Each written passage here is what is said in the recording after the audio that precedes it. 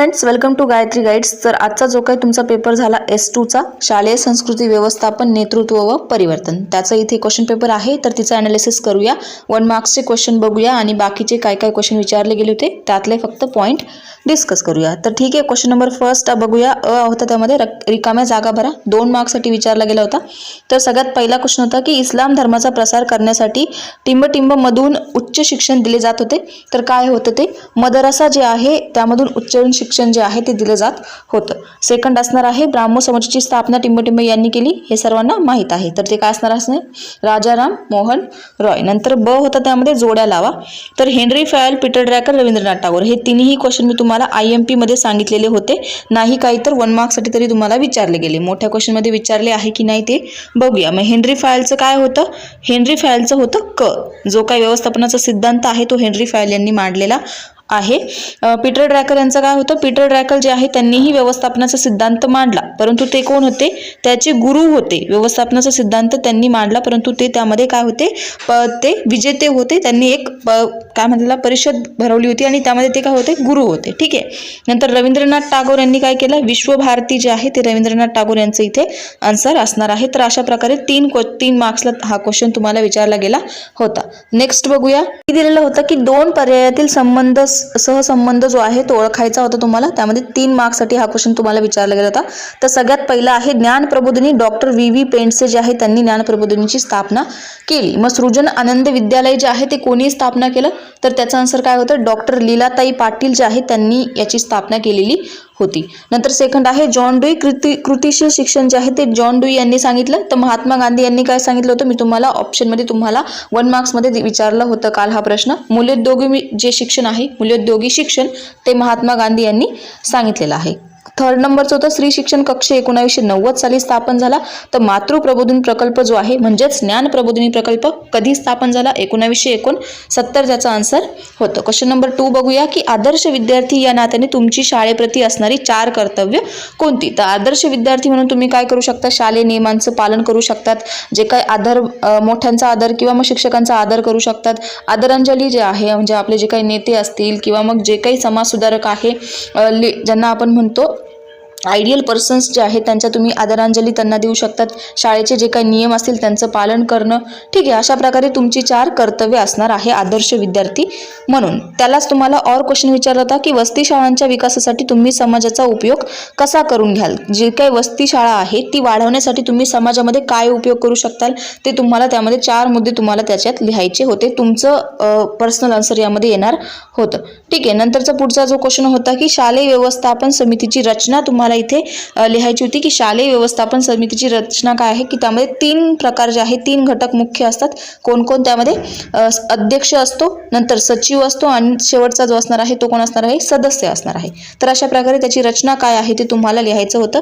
त्याला और क्वेश्चन होता की वेळापत्रकाचे प्रकार स्पष्ट करा। हा क्वेश्चन मी तुम्हाला IMP मध्ये सुद्धा दिलेला होता। तर त्याचे वेळापत्रकाचे प्रकार काय काय येणार आहे? शिक्षकांचं वेळापत्रक असतं, विद्यार्थ्यांचं वेळापत्रक असतं, सर्वसाधारण वेळापत्रक असतं किंवा क्रीडा तासिकांचे वेळापत्रक असतात किंवा अभ्यास तासिकांचे वेळापत्रक असतात, रिकाम्या वेळेचं वेळापत्रक असतं। अशा प्रकारे 4 पॉईंट तुम्ही 4 प्रकार लिहिले असते तर 2 मार्क्स आरामशीर मिळणार आहे। क्वेश्चन नंबर 3 बघूया, शालेय नोंदपत्रके अभिलेख ठेवताना कोणत्या बाबी लक्षात घ्याल?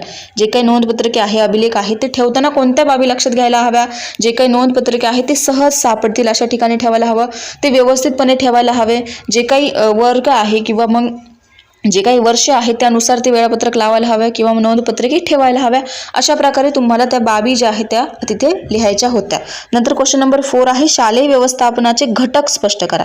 तर शालेय व्यवस्थापनाचे घटक कोणते कोणते आहे आपल्याला ते माहिती आहे। एक म्हणजे आपलं काय असणार आहे ज्यामध्ये आपण म्हणू शकतो भौतिक घटक आणि दुसरं म्हणजे काय ज्याला आपण म्हणतो मानवी घटक। ठीक आहे, तर अशा प्रकारे ते असणार आहे। त्यानंतरचा पुढचा जो काही क्वेश्चन आहे शालेय प्रश्नाचे प्रकार तुम्हाला स्पष्ट करायचे होते। ठीक आहे। नंतरचा क्वेश्चन नंबर 3 आहे पुढील प्रश्नांची उत्तरे 120 ते 160 शब्दामध्ये लिहायची होती। पहिला आहे पारितोषिकांचे प्रकार लिहा। तर पारितोषिकांचे प्रकार काय आहेत? 2 प्रकार आहे, त्यामध्ये एक मूर्त आहे आणि दुसरं म्हणजे अमूर्त आहे। ठीक आहे, मग मूर्त पारितोषिक काय आहे आणि अमूर्त पारितोषिक काय आहे ते तुम्हाला लिहायचं होतं, व्यवस्थितपणे डिस्कस करू। शिक्षेचे सिद्धांत स्पष्ट करायचा होता। शिक्षेचा सिद्धांत काय आहे? एक सकारात्मक शिक्षा असते आणि एक नकारात्मक शिक्षा असते। मग ज्याला आपण नॅचरल म्हणू शकतो, नॅचरल म्हणजे नैसर्गिकरित्या शिक्षा एक होते आणि एक कोणीतरी शिक्षक आपल्याला करतो, त्याचा शिक्षेचा जो काही सिद्धांत आहे तो तुम्हाला इथे लिहायचा होता. नंतर आहे विद्यार्थ्यांमध्ये स्वयंशिस्त निर्माण करण्यासाठी शिक्षक या नात्याने तुम्ही काय कराल. विद्यार्थ्यांमध्ये स्वयंशिस्त निर्माण होण्यासाठी तुम्ही काय काय प्रकल्प राबवू शकतात ते तुम्हाला लिहायचं आहे. फॉर एक्झाम्पल, काही विद्यार्थी खूप जास्त वर्गामध्ये गोंधळ करत असेल, मस्ती करत असेल, तर त्यांना तुम्ही कशा प्रकारे हँडल करशाल. त्यांच्यामध्ये जी काही स्वयंशिस्त आहे ती डेव्हलप होण्यासाठी तुम्ही काय करू शकतात. त्यांना जे काही त्यांचे ॲक्टिव्हिटीज आहे व्यवस्थितपणे कोणत्या तरी रममाण म्हणजे त्यांना आवडणाऱ्या ॲक्टिव्हिटीज आहे त्या देऊ शकतात. बाकीचे जे काही खेळांचे गणितीय खेळ वगैरे असतात ते तुम्ही त्या ठिकाणी देऊ शकणार आहे. नंतरचा पुढचा क्वेश्चन बघूया. महात्मा गांधी यांचं जे काही 3H आहे तो तुम्हाला इथे लिहायचा होता. 3H ची संकल्पना. तर 3H काय आहे महात्मा गांधीचा. हेड आहे, बरोबर. हेड आपण त्याला म्हणतो हेड, हर्ट आणि हँड जी आहे ती 3H यांचा सिद्धांत आहे महात्मा गांधींचा. तर हेड काय आहे, हँड काय आहे आणि हर्ट काय आहे ते तुम्हाला तिथे लिहायचं होतं. इझी सिद्धांत आहे, तो विचारला गेलेला होता इथे तुम्हाला.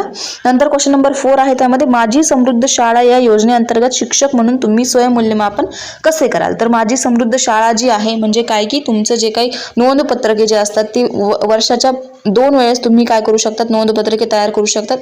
एक प्रथम सत्रांत अखेरीस आणि एक द्वितीय सत्रांत अखेरीस. मग त्यासाठी तुम्ही कोणती कोणती काळजी घेणार ते पॉईंट त्या ठिकाणी लिहायचे होते. नंतर और क्वेश्चन होता त्याला की आपणच या संस्थेची ध्येय पूर्ण करण्यासाठी शिक्षक म्हणून तुम्ही कोणकोणते उपक्रम राबवाल.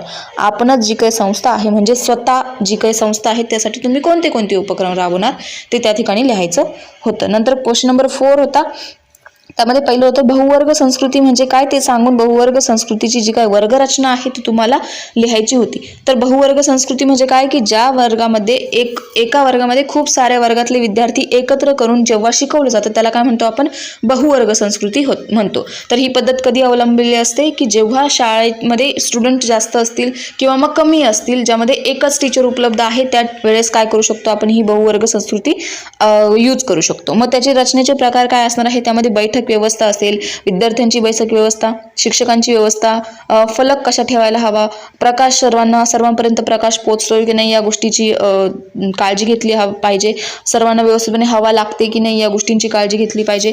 ठीक आहे, तर अशा प्रकारे त्याची रचना जी आहे वर्गरचना स्पष्ट करायची होती. त्याला और क्वेश्चन होता की वर्ग संस्कृतीवर परिणाम करणारे घटक कोणते. तर वर्ग संस्कृतीवर परिणाम करणारे घटक कोणते असणार आहे की जे काय मॅक्झिमम स्टुडंट लेंथ जे असते किंवा मॅक्झिमम स्टुडंट नंबर असतात त्याला आपण काय म्हणू शकतो, वर्ग संस्कृतीवर परिणाम करणारा सर्वात मोठा घटक म्हणू शकतो. म्हणजे विद्यार्थी संख्या, त्यांचं वर्तन असेल, त्यांचा विकास कशा प्रकारे होतोय, त्यांच्या सुविधा काय काय आहे ते सगळे काय असणार आहे त्याचे परिणाम करणारे घटक असणार आहे. क्वेश्चन नंबर 2 आहे, मुख्याध्यापकांचे खालील घटकांशी संबंध कसे असावेत ते तुमच्या शब्दांत लिहायचे आहे.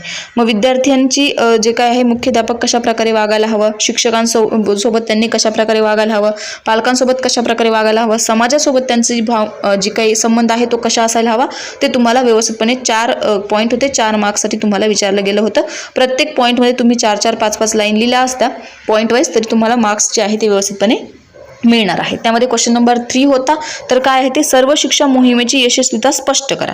तर सर्व शिक्षा मोहीम जी आहे त्याची यशस्वीता जी आहे तुम्हाला स्पष्ट करायची होती. त्यालाच क्वेश्चन नंबर और क्वेश्चन होता की महात्मा गांधी यांचे शैक्षणिक तत्वज्ञान आजच्या शिक्षण पद्धतीत कसे वापरतील. ते महात्मा गांधींचे तत्वज्ञान काय असणार आहे, त्यामध्ये तुमचं जे काही शिक्षण संस्था जी आहे किंवा शिक्षण जे आहे आजचं ते कसं असायला हवं, चाइल्ड सेंटर असायला हवं.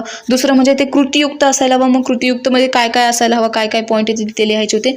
नंतर ते स्वावलंबी असायला हवं किंवा मग त्यामध्ये विद्यार्थ्यांच्या अनुभवातून विद्यार्थी शिकले पाहिजे, ज्ञान त्यांनी घेतलं पाहिजे, श्रमातून विद्यार्थी शिकले पाहिजे. हे काय असणार आहे, महात्मा गांधींचे शैक्षणिक तत्वज्ञान शिक्षण पद्धतीमध्ये वापरता येऊ शकतं असे पॉईंट त्यामध्ये.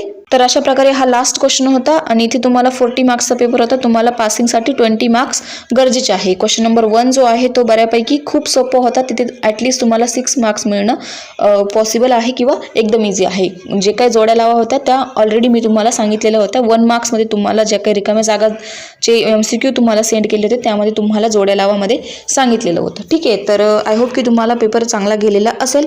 नसेलही गेला तरी टेन्शन घ्यायचं नाही. नेक्स्ट पेपरचा चांगला अभ्यास करायचा आहे. ठीक आहे, तर भेटूया परत पुढच्या एखाद्या नवीन व्हिडिओसोबत. Bye bye, take care.